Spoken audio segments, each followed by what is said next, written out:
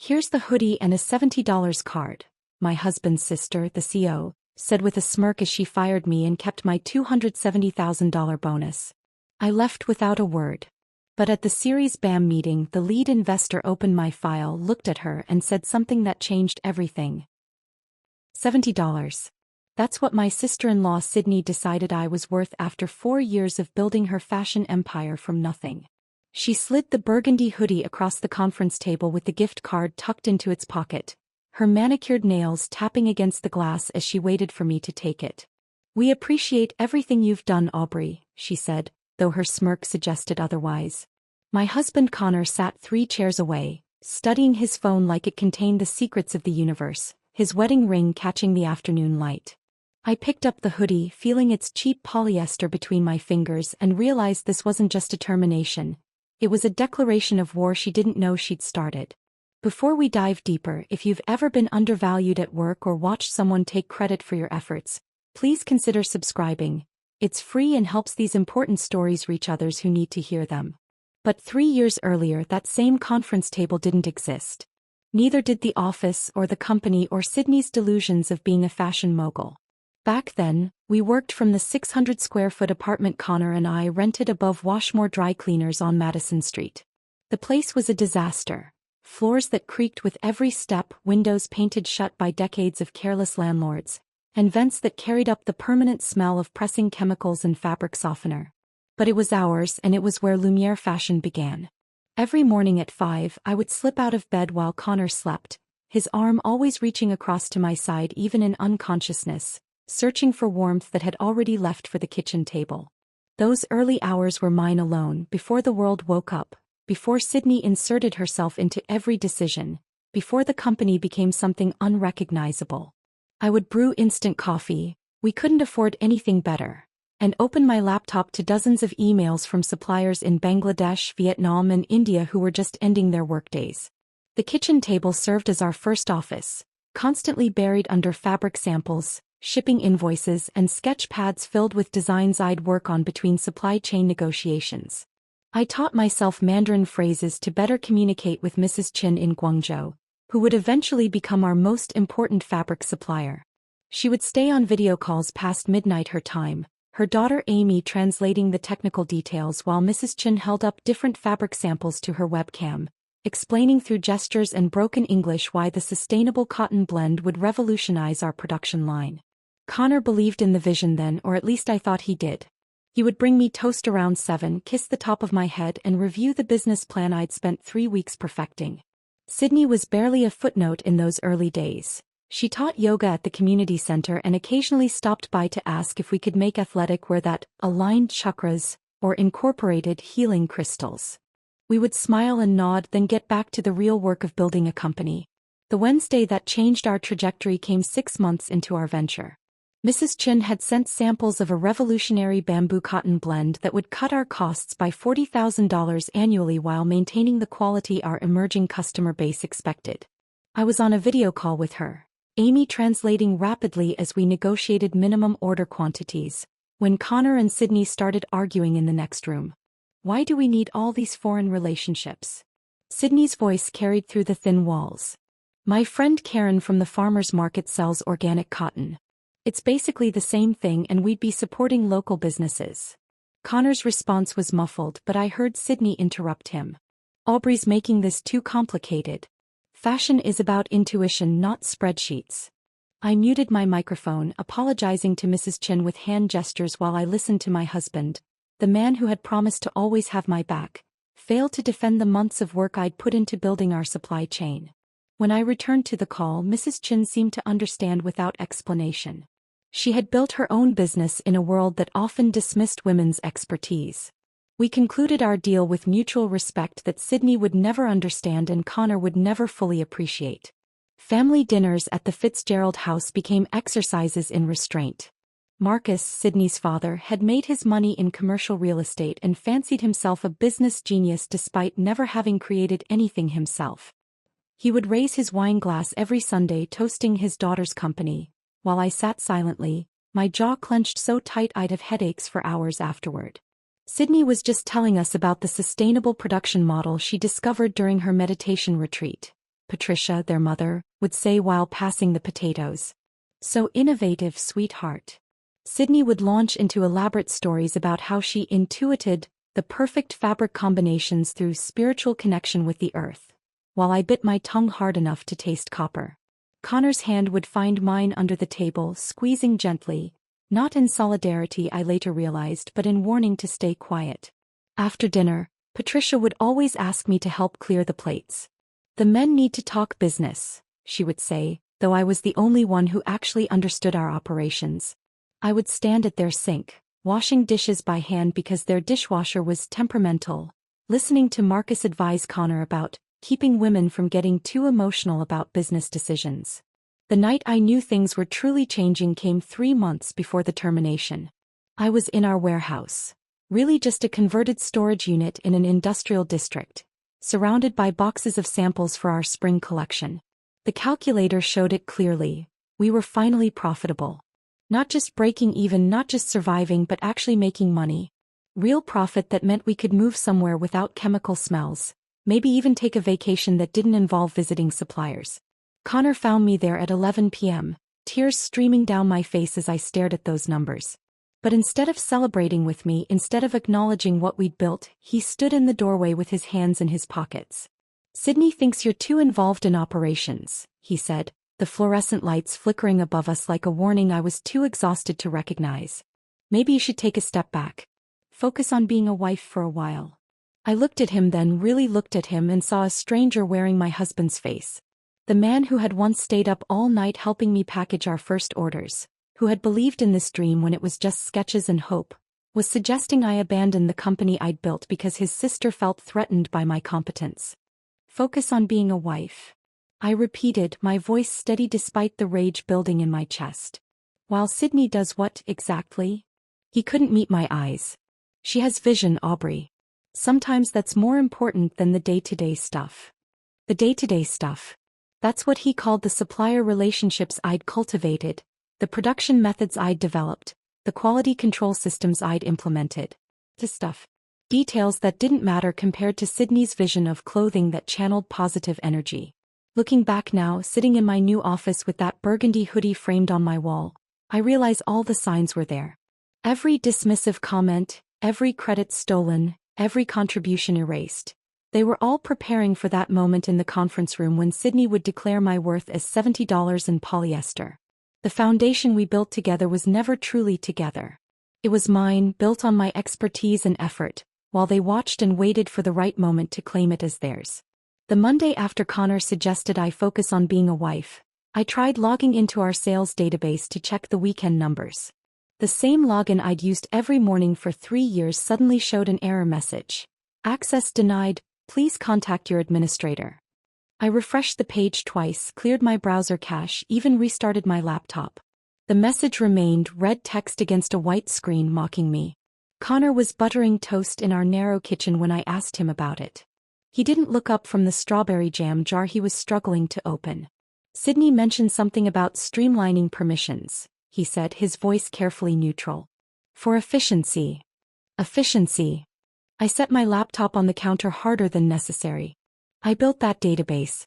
I need those numbers to coordinate with suppliers. Maybe you're taking this too personally."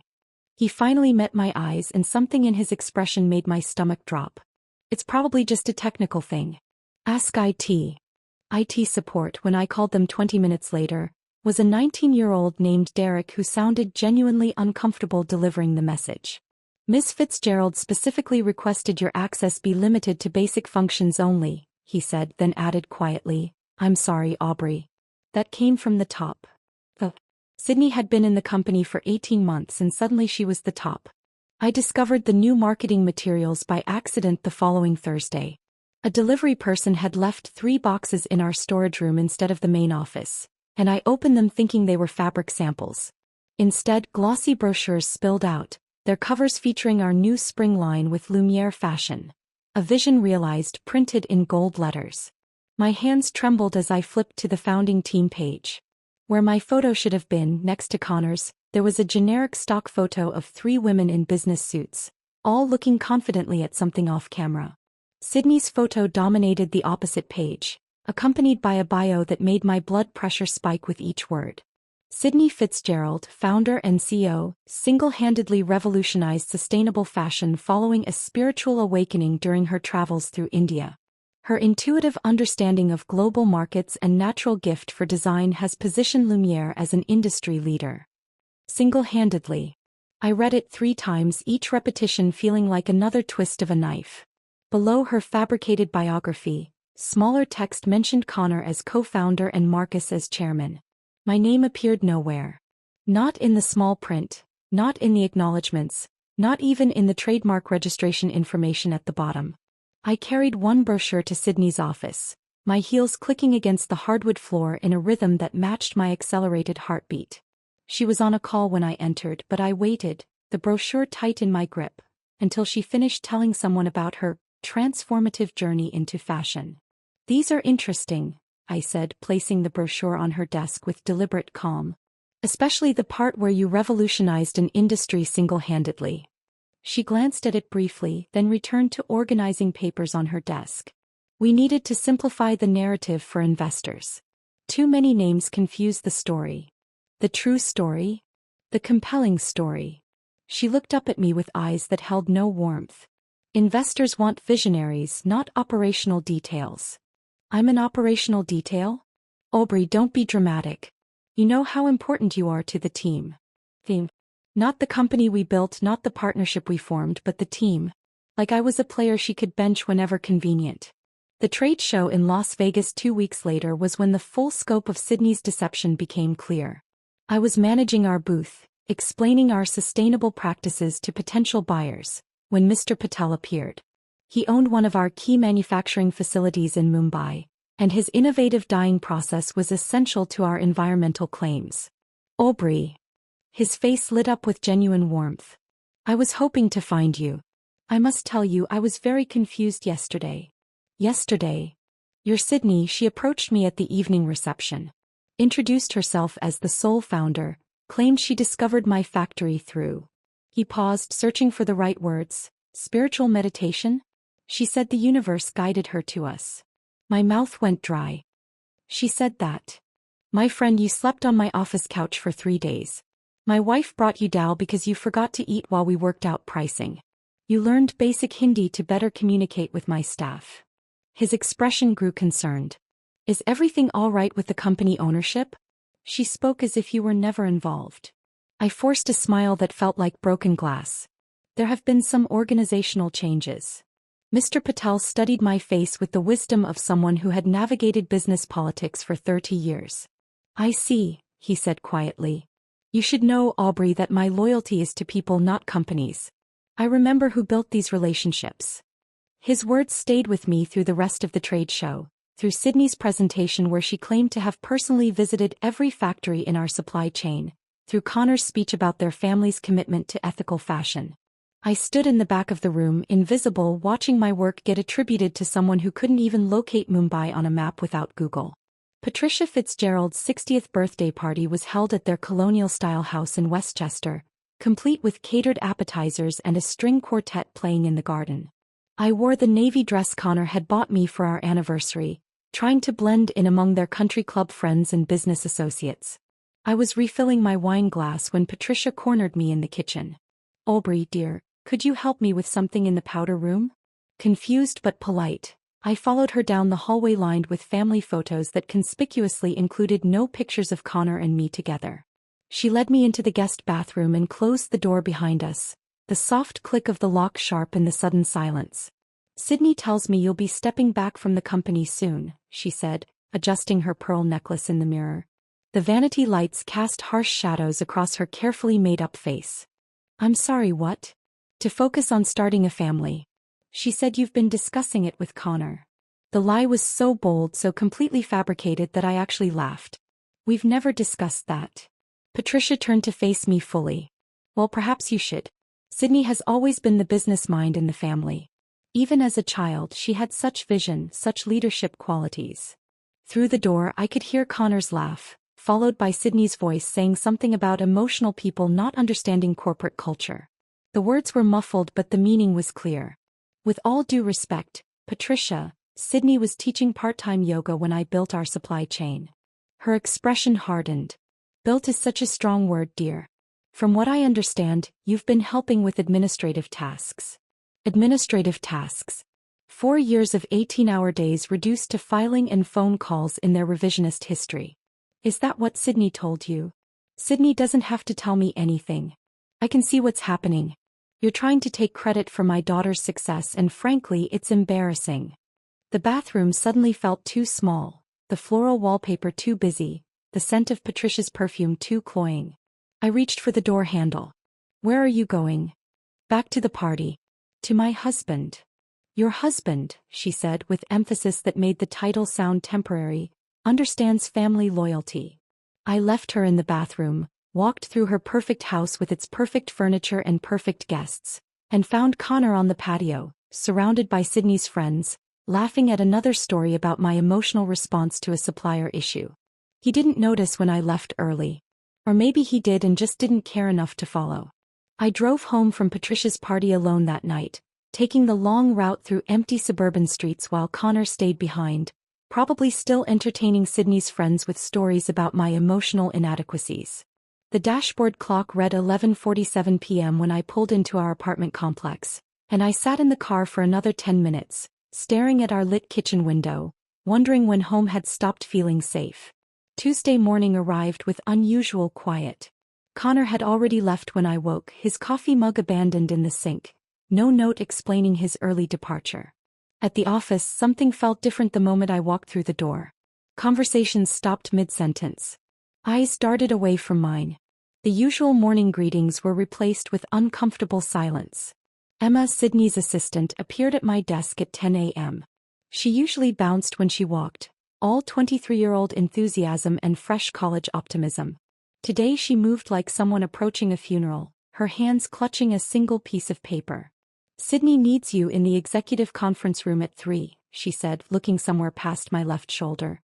Her voice was barely above a whisper. Is everything okay, Emma? She shifted her weight, still avoiding eye contact. Just, the meeting. 3 o'clock. That's when I noticed it. A banker's box tucked under my desk, positioned where I couldn't miss it but trying to look casual, like it had always been there.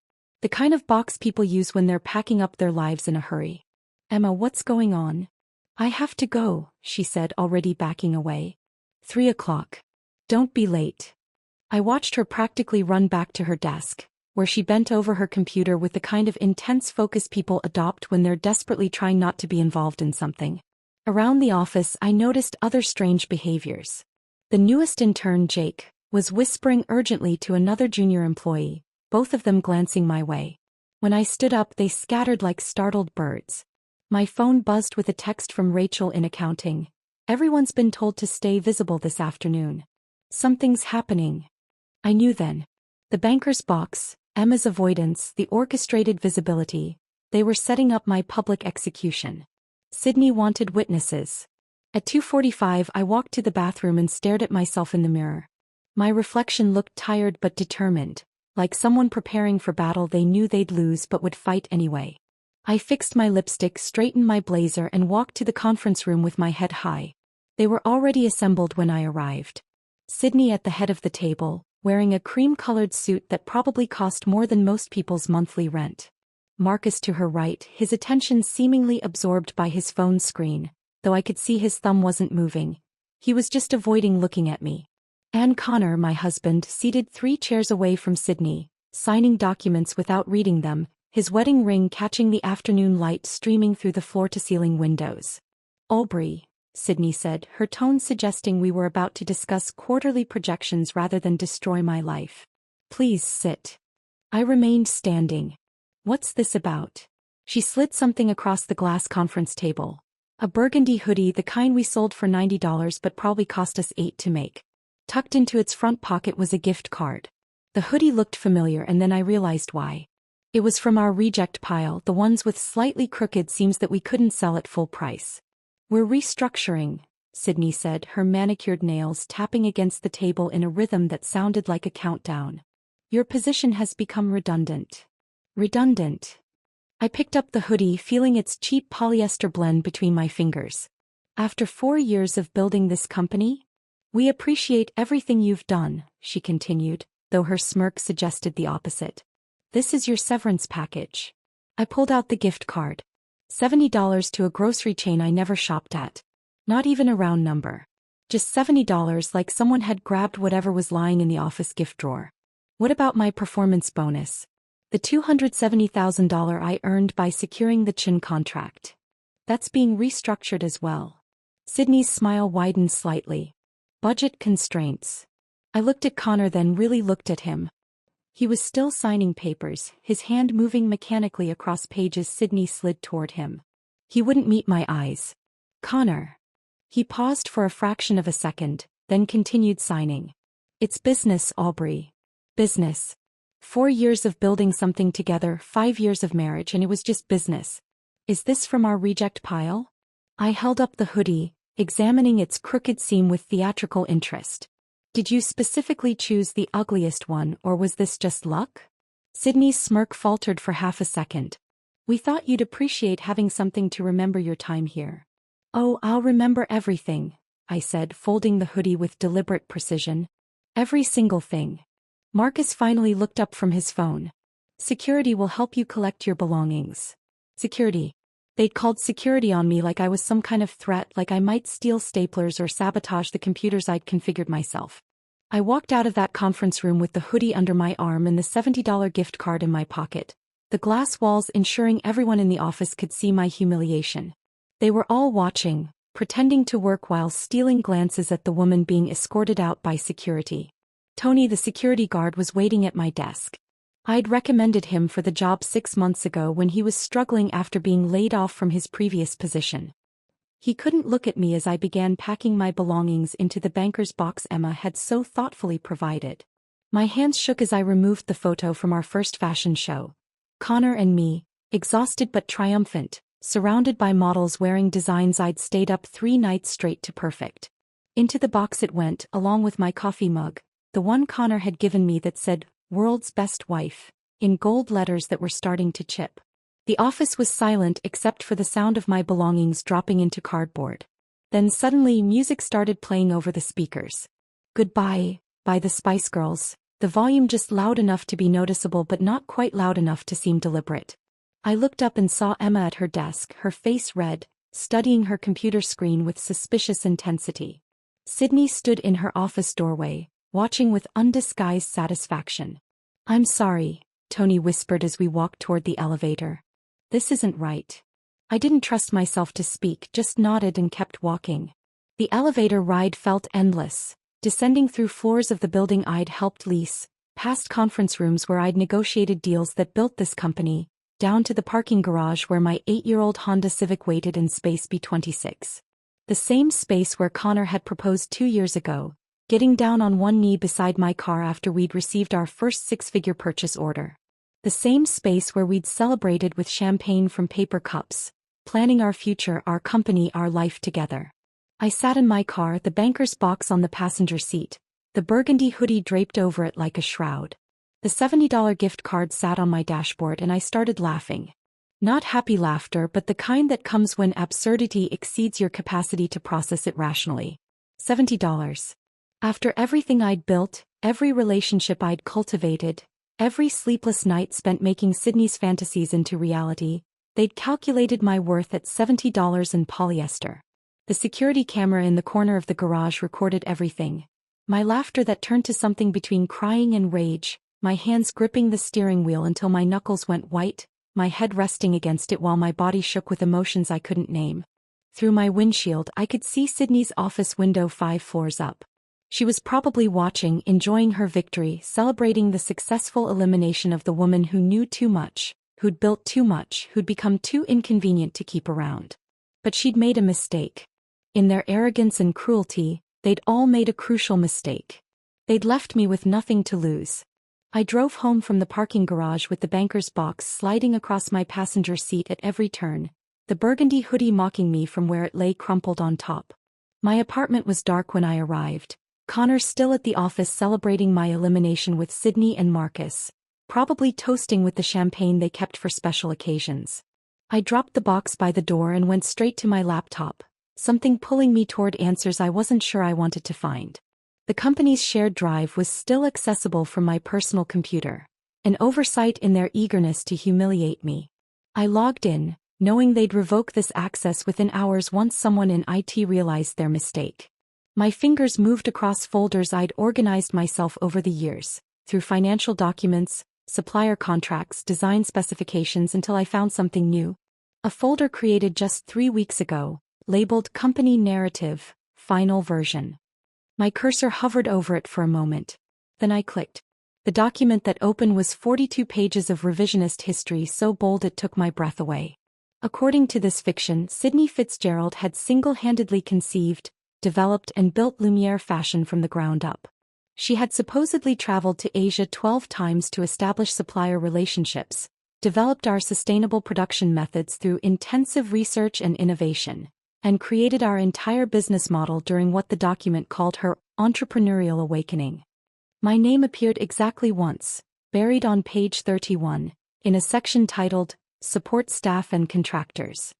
I was listed as Aubrey Morrison, temporary administrative consultant who assisted with basic operational tasks during the company's early growth phase. My hands shook so violently that I knocked over the cold coffee sitting beside my laptop. The brown liquid spread across my desk, seeping into the keyboard, but I couldn't move. I just sat there watching coffee drip onto the floor while reading how Sydney had apparently taught herself Mandarin to negotiate with Mrs. Chin, how she'd spent months in Mumbai developing our dye process with Mr. Patel, how her natural business instincts had secured every major contract we'd ever signed. The timestamp showed the document had been created by Sydney and last modified by Marcus 2 days before my termination. They'd been planning this narrative while I was still showing up every day, still building their company, still believing I was part of something. I started taking screenshots of everything, uploading them to 3 different cloud services, emailing them to an old email address Connor didn't know about. Then I began searching through other folders, downloading contracts, correspondence, anything that proved the truth. That's when I found it, buried in a folder marked 2020 Legal Archive, that no one had touched in years. A scanned PDF titled, Partnership Agreement, Initial Formation. My breathing stopped as I opened it. There, in black and white with a notary seal at the bottom, was the original agreement establishing Lumiere Fashion. Dated January 15, 2020, signed by Marcus Fitzgerald and me, granting me 23% ownership of all intellectual property developed for or by the company. Not employment. Not a contractor agreement. Marcus's signature was clear and decisive at the bottom, right next to mine. The document had never been superseded, never amended, never replaced. They'd simply forgotten it existed, assumed I'd never look for it, or maybe thought I was too trusting to use it. I made 17 copies that night. One went into a safety deposit box at a bank Connor didn't know I used. Another to my mother's attic, hidden inside a box of my high school yearbooks. I uploaded encrypted copies to cloud services, emailed them to myself at multiple addresses, even printed physical copies that I hid throughout the apartment like a paranoid person preparing for war. Because that's what this was now.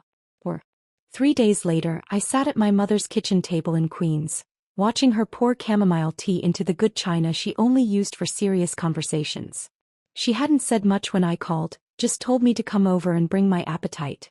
I never liked him, she said without preamble, setting down a plate of homemade cookies I couldn't eat. Connor. From the first time you brought him here. Mom. Let me finish. She sat across from me, her weathered hands wrapped around her own teacup. He talked over you at dinner. Took credit for your story about landing your first client, pretending he'd been the one to make the connection. You kept looking at him, waiting for him to correct himself, but he never did. She stood and walked to her junk drawer, the one that held everything from rubber bands to expired coupons, and pulled out a small notebook with flowers on the cover. What's that? Evidence, she said, sitting back down and opening it to reveal pages of her careful handwriting. Every time he diminished you. Every family gathering where he made you sound like his assistant instead of his partner. Every time that sister of his acted like you were the help. I flipped through the pages, seeing dates and quotes and observations going back 3 years. Mom, why didn't you say anything? Would you have listened? You were in love.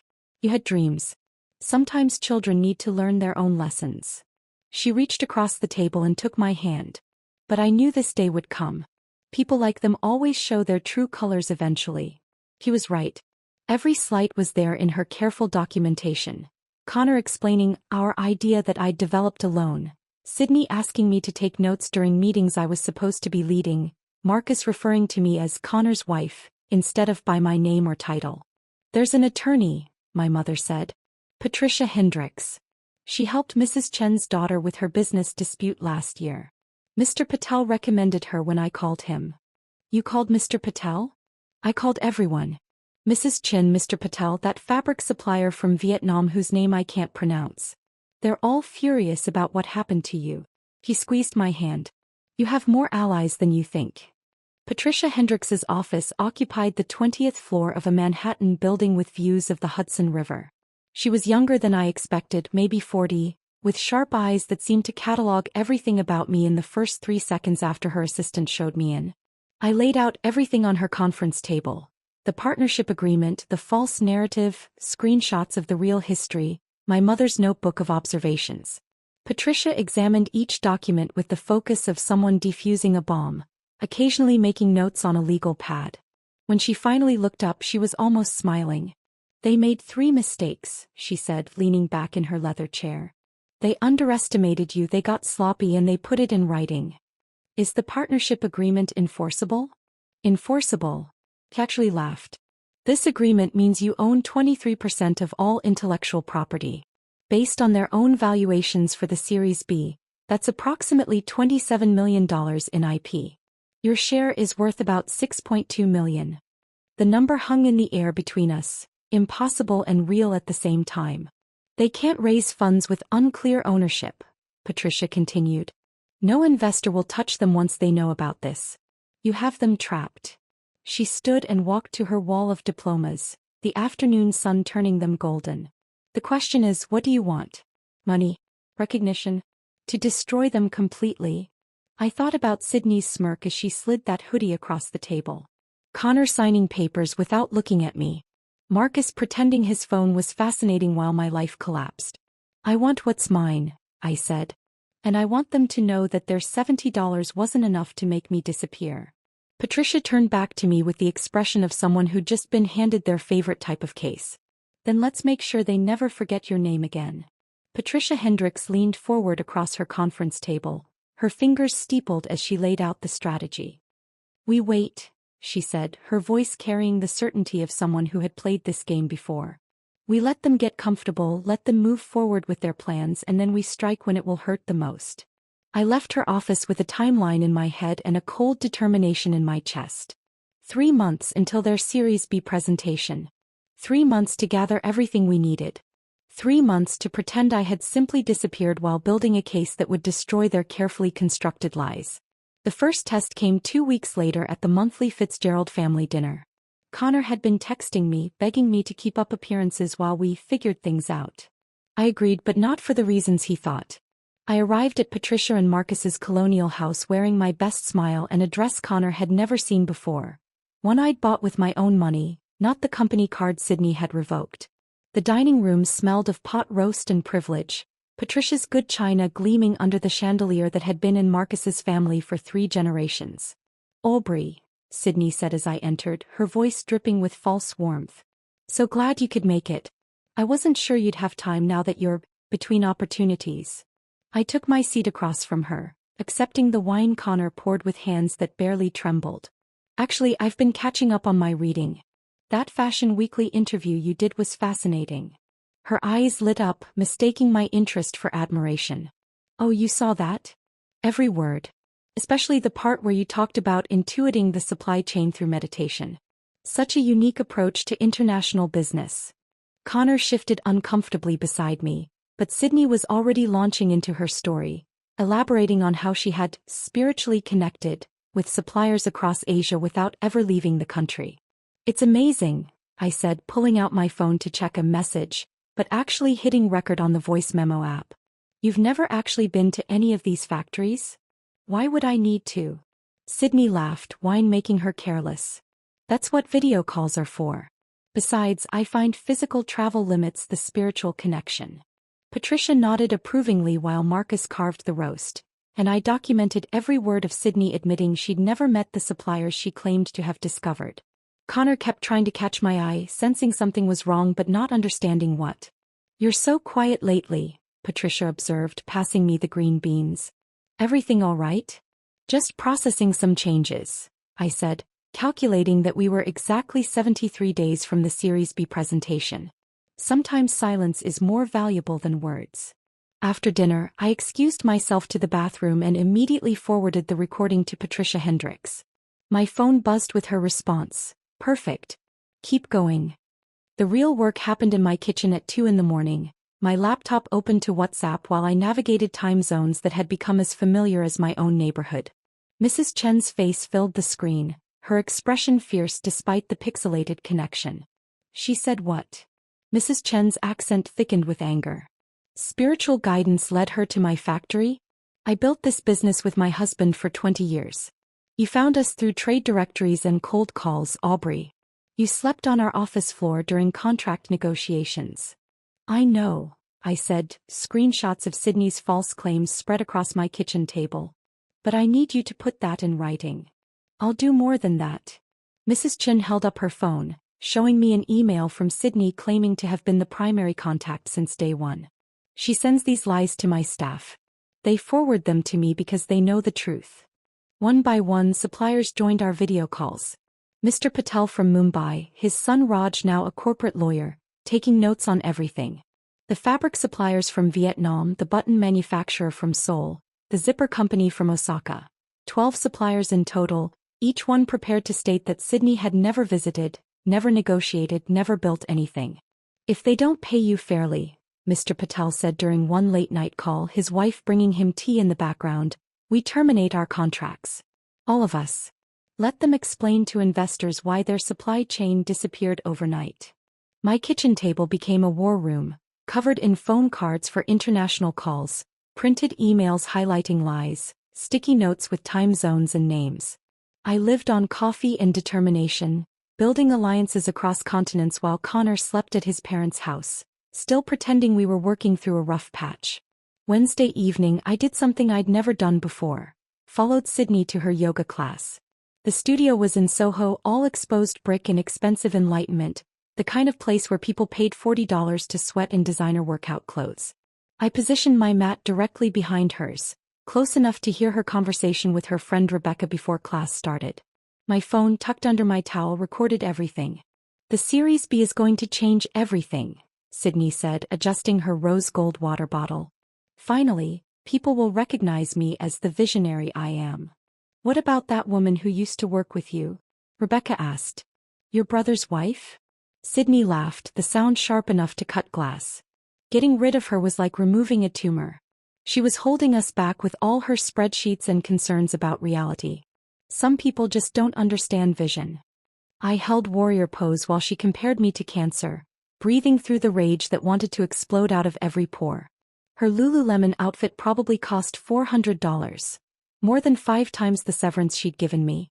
The final confrontation with Connor came 6 weeks into my 3-month silence. He showed up at my mother's house uninvited, holding grocery store flowers that were already wilting, their discount sticker still visible on the plastic wrapping. "We need to talk," he said when my mother reluctantly let him in. I met him at the door, not inviting him past the entrance. "About what?" "About us. About fixing this." He tried to hand me the flowers, but I didn't take them. I didn't know what Sydney was planning.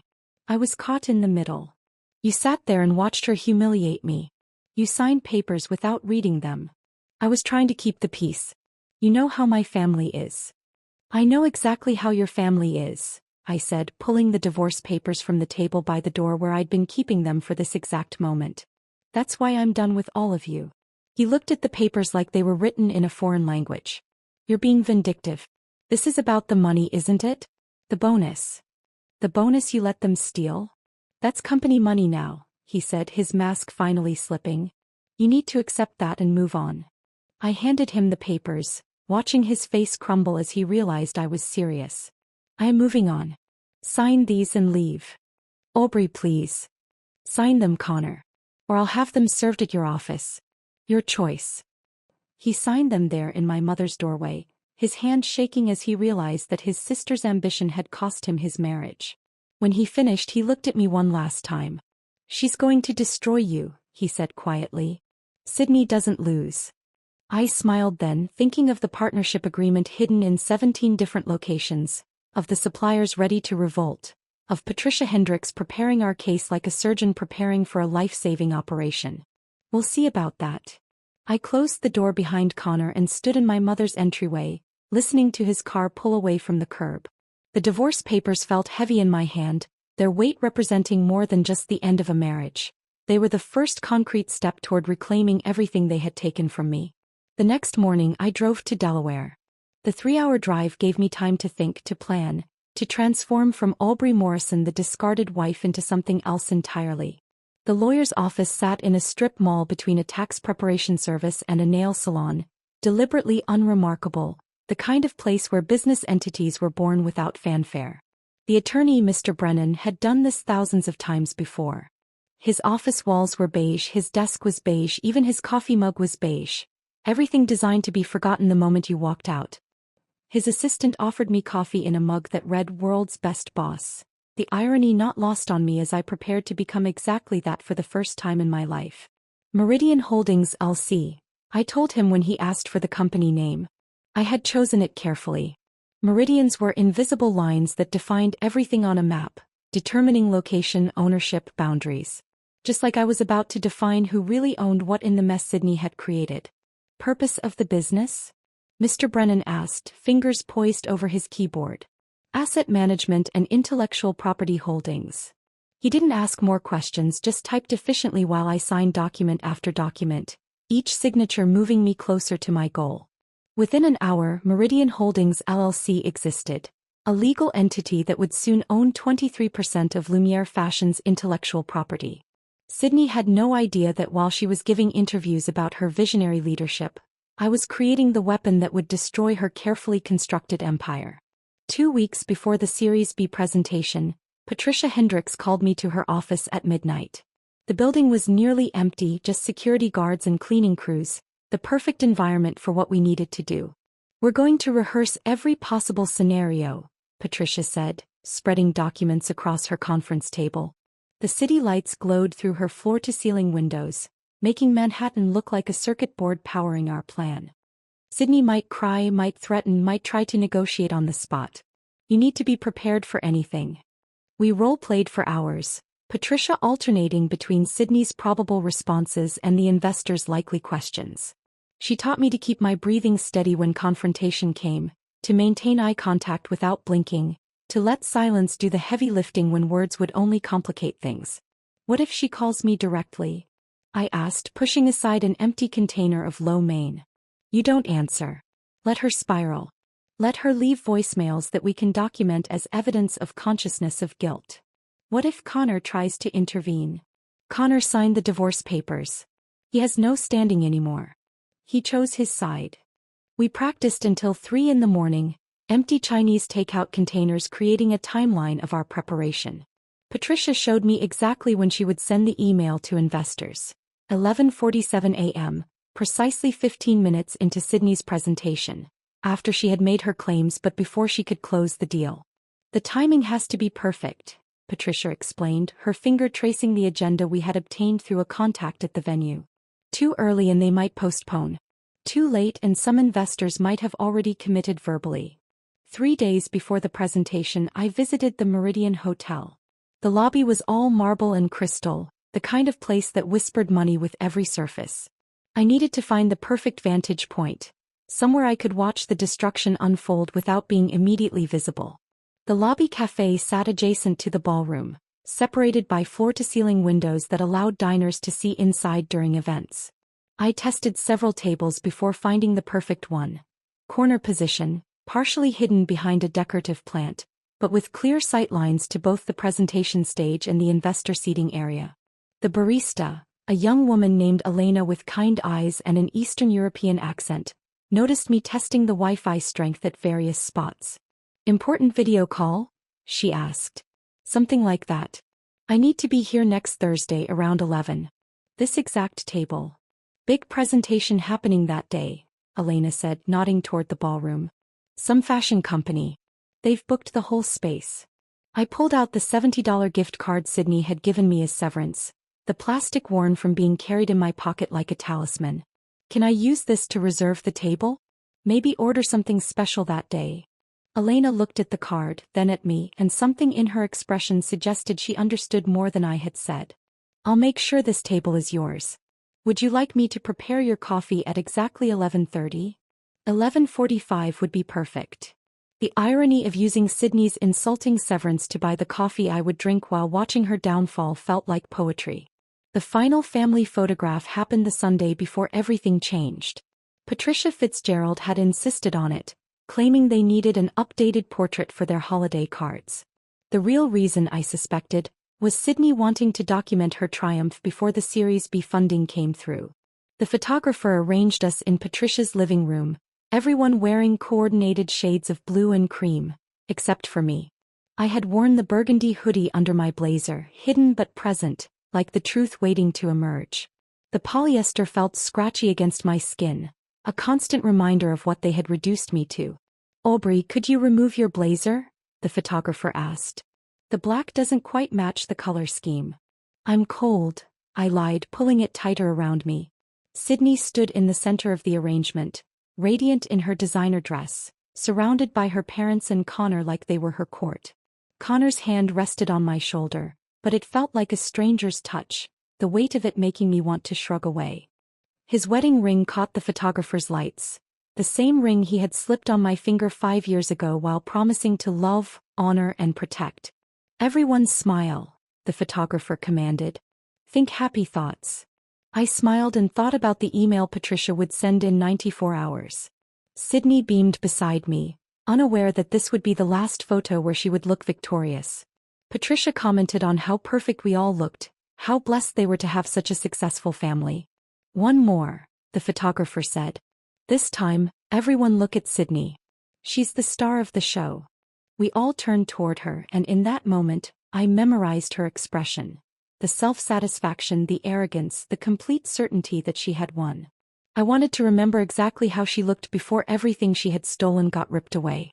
After the photos, as everyone dispersed to the dining room for lunch, Sydney pulled me aside in the hallway. No hard feelings about the job thing, right? She said, not really asking. It was just business. You understand. I looked at her, this woman who had systematically destroyed my career while smiling at family dinners, and felt nothing but cold determination.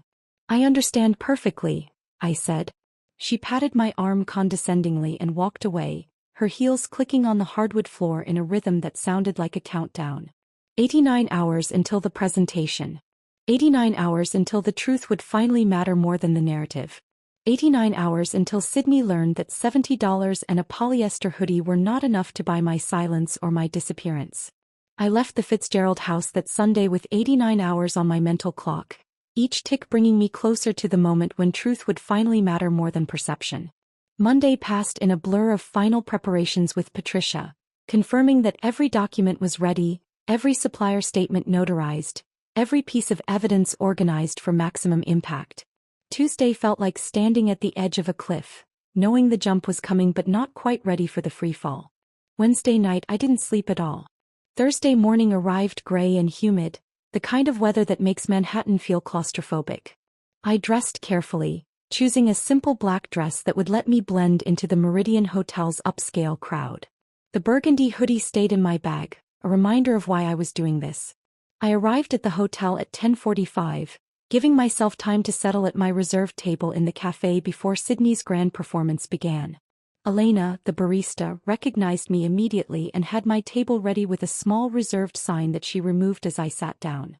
Through the floor-to-ceiling windows I could see the ballroom filling with investors, venture capitalists whose combined net worth could probably buy small countries. They chatted over coffee and pastries, checking phones and adjusting ties, completely unaware they were about to witness corporate fraud exposed in real time. At 11 o'clock sharp, Sydney made her entrance. Even from across the lobby, I could see the confidence in her stride as she walked onto the stage. She wore a cream-colored suit that I recognized from the Nordstrom expense reports, $3,000 charged to the company card under client meeting attire. Her presentation slides appeared on the massive screen behind her, our logo prominent, though she had redesigned it slightly to remove elements I had created. "Good morning," her voice carried through the ballroom sound system clear and practiced. "I'm Sydney Fitzgerald, founder and CEO of Lumiere Fashion, and today I'm going to show you how one woman's vision is revolutionizing sustainable fashion." One woman's vision. I stirred my coffee slowly, watching her click through slides showing our supply chain, the one I had spent 3 years building through late-night negotiations and countless international calls. She described visiting factories she had never seen, developing relationships with suppliers she couldn't name without her notes, pioneering sustainable practices she learned about from my reports. "Through my intuitive understanding of global markets," Sydney continued, gesturing at a map dotted with our supplier locations, "I personally established partnerships across 12 countries, creating a network that gives us unprecedented control over quality and sustainability." Marcus sat in the front row, his chest puffed with pride as his daughter spun her fiction. Connor was nowhere to be seen, probably too ashamed or too smart to attend. The investors took notes, some nodding appreciatively at Sydney's polished delivery. She had rehearsed this thoroughly, every gesture calculated, every pause strategic. 20 minutes into her presentation, as she was explaining our revenue projections, Gregory Aldridge from Apex Capital raised his hand. He was a legend in venture capital, someone who had built and destroyed fortunes with single decisions. His gray hair and expensive suit gave him an air of authority that made the room pay attention when he spoke. "Miss Fitzgerald," he said, his tone conversational, almost bored. "I notice you terminated your chief operations officer, Aubrey Morrison, 3 months ago. Can you speak to that transition?" Sydney didn't miss a beat. Her response was so smooth, so rehearsed, that she might have been reading from a script. Aubrey was a temporary consultant who assisted with some administrative functions early on. Her role became redundant as we scaled. We parted ways amicably. From my position in the cafe, I could see 2 investors in the third row exchange glances. One of them, a woman in a navy suit, made a note on her tablet. Even from this distance I could read her body language. She was marking this as a potential red flag. Aldridge nodded slowly, making his own notes, but something in his expression suggested he wasn't entirely satisfied with the answer. Sydney continued her presentation, moving on to market opportunities and growth projections. The confidence returned to her voice as she left the dangerous territory of my termination behind. She was clicking to her slide about international expansion when I saw Patricia's message appear on my phone. "Sending now." At exactly 11:47 a.m., Patricia's email arrived in 60 inboxes simultaneously. I watched as phones began buzzing around the room, investors discreetly checking their devices despite Sydney's continued presentation. Aldridge was the first to fully engage with his phone, his expression shifting from polite attention to sharp focus as he read. The email contained everything: the partnership agreement proving my 23% ownership, documentation showing I had built every supplier relationship, emails from Marcus calling me co-founder, the false company narrative Sydney had created, and most devastatingly, sworn statements from 12 suppliers confirming they would terminate contracts if I wasn't fairly compensated. Aldridge stood up slowly, his movement deliberate enough that Sydney stopped mid-sentence about projected returns. The entire room turned to look at him, this titan of venture capital who rarely showed emotion during pitches. "Miss Fitzgerald," he said, his voice carrying the kind of authority that made grown executives nervous. "I've just received some rather interesting documentation about your company's founding structure." Sydney's face showed the first crack in her composure. "I'm not sure what you mean." "According to these documents," Aldridge continued, holding up his phone, "you systematically erased your co-founder from the company history, someone who actually built your supply chain and owns 23% of your intellectual property. The same person you just called a temporary consultant." The room erupted in whispered conversations. Sydney's face drained of color as she gripped the podium. "There must be some misunderstanding." "The only misunderstanding," Aldridge interrupted, his voice now sharp as a blade, "is that you thought you could lie to this room about who built what.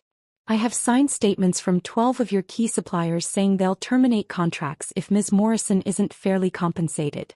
That means your entire supply chain, the one you just spent 20 minutes claiming you built through spiritual intuition, is about to disappear. Marcus had collapsed forward in his chair, his head in his hands. Other investors were now standing, phones pressed to ears as they called their legal teams. Someone near the back was already heading for the exit. "This isn't just misrepresentation," Aldridge continued, his voice filling the growing chaos. "This is securities fraud. You stood on that stage and lied about fundamental aspects of your business while seeking investment.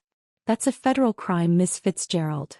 Sydney's mouth opened and closed without producing sound, her carefully constructed world collapsing in front of 60 witnesses. Through the windows across the lobby our eyes met. She saw me sitting at my corner table, coffee cup raised slightly in what could only be described as a toast.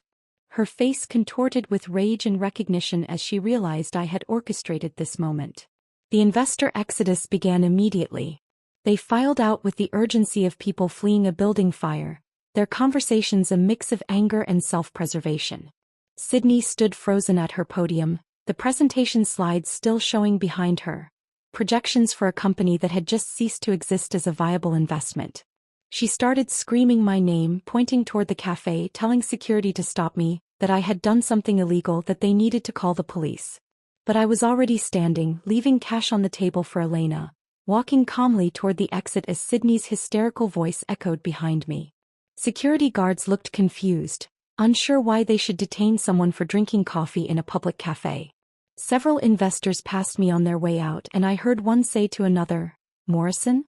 Isn't that the woman who actually built their supply chain?" I pushed through the hotel's revolving door and into the humid Thursday morning, Sydney's presentation folder tucked under my arm, the one she had left on the podium in her panic, now evidence of her lies. Behind me, her empire was crumbling, built on stolen foundations that had finally been reclaimed. The humid Manhattan air clung to my skin as I walked away from the Meridian Hotel, Sydney's presentation folder still tucked under my arm. My phone was already vibrating with calls from Patricia Hendricks, but I needed a moment to breathe, to process what had just happened. I ducked into a Starbucks 3 blocks away and finally answered. "They're panicking," Patricia said without preamble. "Marcus has already called twice and their lawyer is trying to negotiate. They're starting at 300,000. I actually laughed, sitting at a corner table while business people rushed around me, oblivious to my life changing in real time. 300,000 for 23% of 27 million in intellectual property? That's what I told them. I countered at 6.2 million. Full payment for your ownership stake plus the stolen bonus plus damages. They have 72 hours before we file publicly and contact every fashion publication about what really happened." My phone buzzed with another call trying to break through. Connor's name flashed on the screen. I'd been declining his calls since leaving the hotel, but they kept coming. 5, 10, 15 attempts. On his 48th try that afternoon I finally answered. "Aubrey, please," he sobbed before I could speak. "You're destroying my family. My mother is having a breakdown. Sydney's locked herself in her apartment. My father won't speak to anyone." I stood up and walked outside, needing space for this conversation. "Your family destroyed themselves, Connor. I just showed everyone what they did. We can fix this. We can work something out. This doesn't have to end like." You sat 3 chairs away while Sydney handed me a hoodie and $70. You signed papers without reading them. You watched your family erase me from the company I built and said nothing. I was trying to. You were trying to keep your comfortable position in a family that values loyalty over truth. How's that working out for you now? He was quiet for a moment, just his ragged breathing through the phone. "Sydney says you planned this whole thing. That you set us up. I documented the truth. If that destroyed you, maybe you should examine what you were built on." He hung up without another word. I blocked his number while standing on that busy Manhattan sidewalk, deleting 5 years of marriage with a single tap. The next 3 days passed in a blur of legal calls and increasingly desperate offers. 400,000, 800,000, 1.5 million. Each rejection from Patricia made them raise their bid, the reality of their situation becoming clearer with each passing hour. The suppliers had already started making noise about contract terminations. 2 investors were threatening lawsuits for fraud. The fashion press had begun sniffing around the story. At 4:47 p.m. on the 3rd day, Patricia called with finality in her voice. They accepted. 6.2 million. The wire transfer is processing. I was sitting in my Honda Civic in my mother's driveway when the notification appeared on my banking app. I refreshed it 12 times, each time expecting the numbers to disappear like some kind of glitch. But they remained. $6,200,000 sitting in my account like a foreign language I was still learning to read. My hands shook as I called my mother. She answered on the first ring, having been waiting by the phone. "It's done," I said, my voice cracking. "I won." She started crying immediately. "Oh, sweetheart. I'm so proud of you. You stood up to them. You fought back. I can pay off your mortgage now," I said, tears running down my face. "Buy you that car you always talk about. Take you to Paris like we used to dream about when I was little." "I don't care about any of that," she said through her tears. "I care that you know your worth now. That you wouldn't let them diminish you."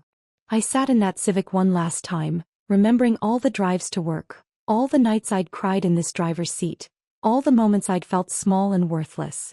The next day I traded it in for something that didn't carry those memories. 6 months later, my life looked nothing like the woman who'd been handed a hoodie and told she was worth $70. My penthouse apartment overlooked Central Park with floor-to-ceiling windows that actually opened, letting in fresh air whenever I wanted it. My home office, where I ran Morrison's sustainable fashion consulting, had become command central for a business that was thriving beyond my wildest expectations. The suppliers I'd cultivated over the years had become my first clients. Mrs. Chin flew in from Guangzhou for my launch party. Mr. Patel sent his son to discuss expanding our partnership. The same people Sydney claimed to have discovered through meditation now worked exclusively with me, helping other fashion startups build ethical, sustainable supply chains. The irony wasn't lost on me that I was doing exactly what I'd done at Lumiere, except now I owned it all. Every relationship, every innovation, every success had my name on it in writing, properly documented and legally protected. Fashion Weekly reached out requesting an interview about women supporting women in business, particularly interested in my journey from corporate fashion to independent consulting. I declined the interview but sent them a photo that told the real story. Me wearing the burgundy hoodie with my new company's logo embroidered over the original Lumiere branding. The caption read simply, "From $70 to 7 figures. A story of knowing your worth." The photo went viral in fashion circles. Sydney's company valuation, already damaged by the investor scandal, dropped another $30 million when the true story began circulating. She'd had to sell her majority stake to Marcus to pay my settlement and keep the company afloat. Last I heard, she was working as a wellness consultant, which seemed fitting for someone who'd built an empire on meditation and fiction. The burgundy hoodie now hangs in my closet between designer dresses and the leather jacket I bought to celebrate my first million in consulting fees. It's not hidden away in shame or anger, but displayed prominently where I see it every morning. During video calls with clients, when they ask about it, I tell them the truth. It's my most expensive piece of clothing, a $6 million reminder of what happens when you know your value and refuse to accept less. Sometimes at night, when the city lights blur through my windows and sleep won't come, I still dream about Connor's laugh from our early days, before money and family loyalty poisoned everything we'd built. I wonder if he ever thinks about that apartment above the dry cleaners, about the dreams we sketched on napkins, about the life we could have had if he'd chosen his wife over his sister's ambition. But those dreams fade with morning light, replaced by the reality I've built from the ashes they left behind. The hoodie remains, transformed from an insult into armor, from $70 of dismissal into millions in vindication. They thought they were erasing me, but instead they freed me to write my own story. And this version, the one where I own every word, every relationship, every success, this version is the truth. If this story of calculated revenge struck a chord with you, hit that like button right now. My favorite part was when Aubrey raised her cappuccino in a silent toast while watching Sydney's empire crumble through the hotel window.